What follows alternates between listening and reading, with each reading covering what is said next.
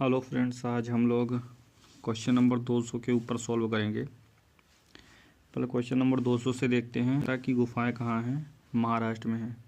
अजंता और एलोरा दोनों की गुफाएं महाराष्ट्र में हैं। क्वेश्चन नंबर 201, श्री गुरु नानक देव जी का जन्म राय भोई की तलवंडी में हुआ था। कब हुआ था? ननकाना साहिब में हुआ था। तो कब हुआ था? 1469 ईस्वी में गुरु नानक जी का जन्म तलवंडी के ननकाना साहिब में हुआ था, 1469 में। अब 15 अगस्त 1947 को स्वतंत्र दिवस समारोह के दौरान महात्मा गांधी कहाँ गए थे? 15 अगस्त 1947 को स्वतंत्रता दिवस के दौरान महात्मा गांधी कलकत्ता गए थे। नेक्स्ट क्वेश्चन 203, काकोरी कांड की घटना किस वर्ष हुई थी? 1925 में हुई थी काकोरी कांड की घटना। अब नेक्स्ट 1857 का सिपाही विद्रोह, जो 1857 की क्रांति थी, किस तारीख को चालू हुई? तो 10 मई 1857 को चालू हुई। इसमें मेन मंगल पांडे थे। क्वेश्चन नंबर 205, हुमायूं और शेरशाह सूरी के बीच चौसा का युद्ध हुआ। चौसा का युद्ध कब लड़ा गया? 1539 ईस्वी में। हुमायूं हमेशा शेरशाह सूरी से डरता था। क्वेश्चन नंबर 206, सिंधु घाटी सभ्यता कितने वर्ष पुरानी है? दक्षिण में गंगा घाटी के निचले क्षेत्रों व उत्तर में मालवा तक फैली हुई है। 3000 ईसा पूर्व। क्वेश्चन नंबर 207, सिंधु घाटी सभ्यता की सबसे महत्वपूर्ण विशेषता क्या है? ईंट के बने भवन, मतलब उस समय भवन जो है वो ईंट के बने होते थे। क्वेश्चन नंबर 208, सिंधु घाटी सभ्यता कैसी थी? कांस्ययुगीन थी। मोहनजोदड़ो नाम का अर्थ है? मोहनजोदड़ो का अर्थ होता है मृतकों का टीला। तो ये मृतकों का टीला या मुर्दों का टीला, तो इसका अर्थ होता है ये किस नाम का है? मतलब कि तो ये सिंधी नाम है। अब 210 क्वेश्चन नंबर, धौलीवीरा एक पुरातात्विक स्थान किस समयावधि से जुड़ी हुई है? सिंधु घाटी सभ्यता से। सबसे पुराना वेद कौन सा है? सबसे पुराना वेद ऋग्वेद है। कौन सा वेद जादुई और टोनों के लिए होता है? अथर्ववेद जादू टोनों के लिए होता है। क्वेश्चन नंबर 213, कौन से वेद में संगीत का वर्णन है? सामवेद में। सामवेद, साम मतलब होता है गान, गान मतलब गाना। और ये क्वेश्चन नंबर 214, भारत का राष्ट्रीय आदर्श वाक्य सत्यमेव जयते, सत्य की हमेशा विजय होती है। और सत्य की हमेशा विजय होती भी है। किस प्राचीन भारतीय शास्त्र से उद्धृत है? मुंडकोपनिषद। सत्यमेव जयते मुंडकोपनिषद। क्वेश्चन नंबर 215 पे आएंगे। क्वेश्चन नंबर 215, प्रारंभिक भारतीय दार्शनिक के अनुसार प्रत्येक वस्तु कितने तत्वों से बनी हुई है? 5 तत्वों से। क्वेश्चन नंबर 216, आर्य संस्कृति के सर्वोच्च काल में गंगा घाटी के जनपद जो संख्या मनाए, कितने महाजनपद थे? 16 महाजनपद थे। और क्वेश्चन नंबर 217, पार्श्वनाथ जो एक क्षत्रिय और बनारस के राजा अश्वसेन का पुत्र था, वह जैन धर्म का कैसा तीर्थंकर बना?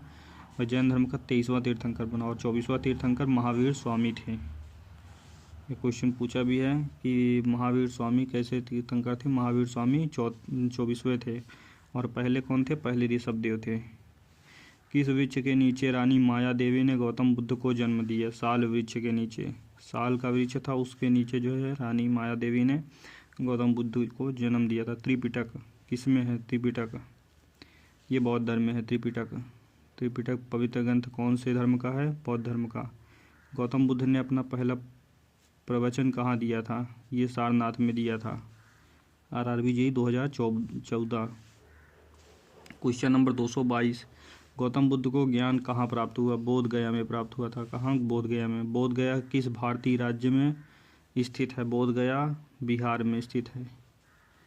बोध गया बिहार में स्थित है। गौतम बुद्ध ने अपने उपदेश को जनसाधारण भाषा किस में दी? गौतम बुद्ध ने पाली भाषा का यूज किया, जबकि महावीर स्वामी के समय उसमें प्राकृत भाषा होती थी। क्वेश्चन नंबर 225, जातक मतलब क्या होता है? जातक मतलब बुद्ध के पूर्व जन्म की कहानी है। क्वेश्चन नंबर 226, वास्तुकला में मुख्य रूप से चैत्य विहार, स्तूप और स्तंभ होते हैं बौद्ध बौद्धों के। वास्तुकला में मुख्य रूप से चैत्य विहार, स्तूप और स्तंभ होते हैं बौद्धों के।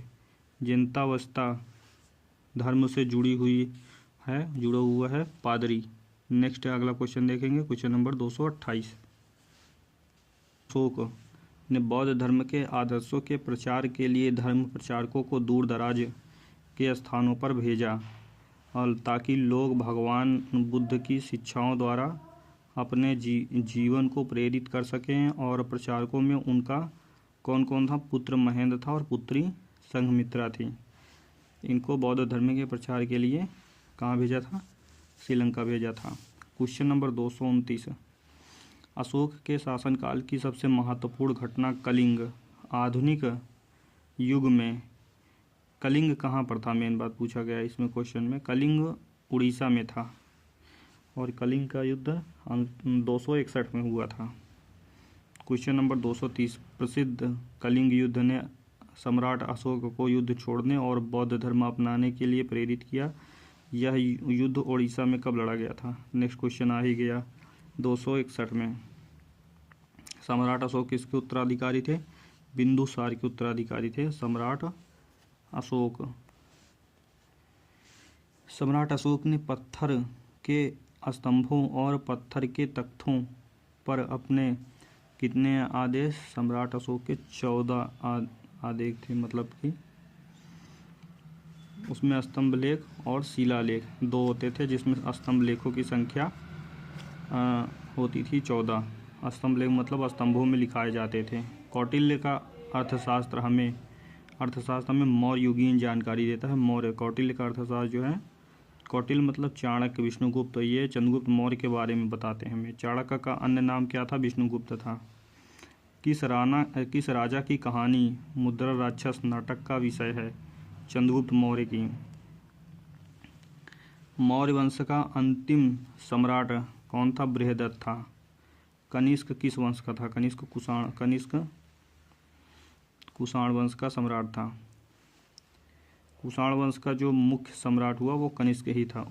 उड़ीसा के उदयगिरी में हाथी गुफा अभिलेख कलिंगराज खारवेल ने लिखवाई थी। क्वेश्चन नंबर 239 देखेंगे। Question number 239। हर्षवर्धन के राज्यसभा कवि थे, कौन थे? बाणभट्ट। हर्ष की मृत्यु के बाद 7वीं शताब्दी के आसपास अब राजपूत जो हैं वो राजपूत में आए। उनके शासन भारत के और अंधे युग के रूप में माना गया। नेक्स्ट 241। हर्षवर्धन की मृत्यु के बाद प्रतिहार पाल राष्ट्रकूट वंश के राजाओं ने अपने आक्रमण की, इसमें त्रिपक्षीय संघर्ष कहाँ हुआ था? त्रिपक्षीय संघर्ष अगर देखा जाए तो कन्नौज में हुआ था। प्रसिद्ध यात्री हेनसांग किसके शासनकाल में भारत आया था? हेनसांग हर्षवर्धन के शासनकाल में भारत आया था। कौन सा नगर गुप्त साम्राज्य की राजधानी था? गुप्त साम्राज्य की राजधानी पाटलिपुत्र थी। गुप्त वंश का संस्थापक श्रीगुप्त था। गुप्त साम्राज्य का वास्तविक संस्थापक कौन था? श्रीगुप्त। और क्वेश्चन नंबर 245। गुप्त काल के दौरान चीन के किस यात्री ने भारत का भ्रमण किया था? फाहियान। फाहियान गुप्त काल के दौरान चीनी यात्री आया था। फाहियान हेनसांग हर्षवर्धन के शासनकाल में आया था और फाहियान ये चंद्रगुप्त द्वितीय के शासनकाल में आया था। अनुच्छेद 246। Question number. पल्लव 7वीं 8वीं सदी में बहुत शक्तिशाली हो गए, उनकी राजधानी क्या थी? पल्लव की राजधानी क्या थी? पल्लव की राजधानी कांचीपुरम थी। 247। Question number. Dash dash dash ने मदुरै के आसपास के क्षेत्र को 13वीं सदी में सर्वोच्चता प्राप्त की? पांड्य। चोल चेर पांड्य 3 थे, जिनमें से मदुरै के आसपास जो प्राप्त की थी वो पांड्य ने की थी। पल्लव वंश के कौन से राजा संस्कृत नाटक भी लिखा करते थे? महेंद्र वर्मन संस्कृत नाटक भी लिखा करते थे। Next question number 249।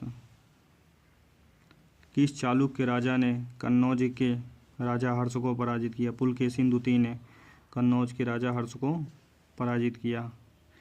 किस भारतीय राजा ने पूर्वी एशिया के कुछ हिस्सों को जीतने के लिए नौसैनिक शक्ति का इस्तेमाल किया राजेंद्र चोल ने।